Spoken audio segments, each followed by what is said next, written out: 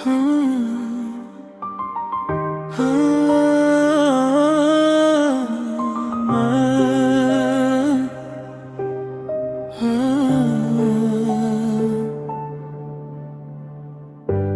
sevmədin sən mənim qəlbimin içində,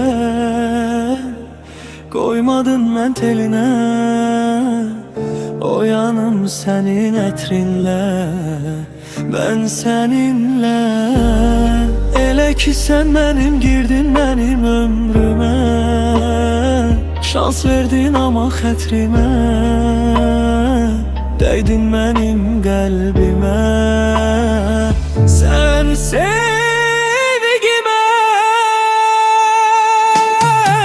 yüreğim puç olup mənlə indi sevgilim.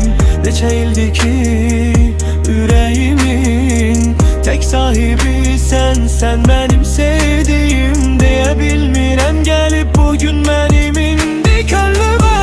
Senin qərbinə düştüm ben düştüm senin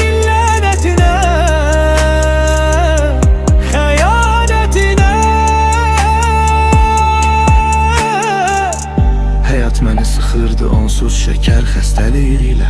Məndən sonra gəzib görüşdün hər dəfə hər biri ilə. Xəyallarımın xəyallarınla xəyalı olub xəyal bitdin. Səni mən çox sevirdim 4 il öncə, sən bitdin. Amma mən hər sətrimdə səni andım, səni yazdım. Hər dəfə səhv edirdim, bir də pozub bir yazırdım. Gördün o adam xəstədir ki sənlə qaldı, səni aldı. Bir damcı içki içdim, elə bildin, sərxoş qaldım. Arzularımın öldüyü bu şəhərlər səninlə qaldı. Axı mən neynədim ki sənə, sənin ağlın pulda qaldı. Hisslərimdi, gözlərimdi, könül sevdam sizdə qaldı. Uşaqlıqdan bəri mənim sevgim siniflərdə qaldı. Səni sevinir qəlbim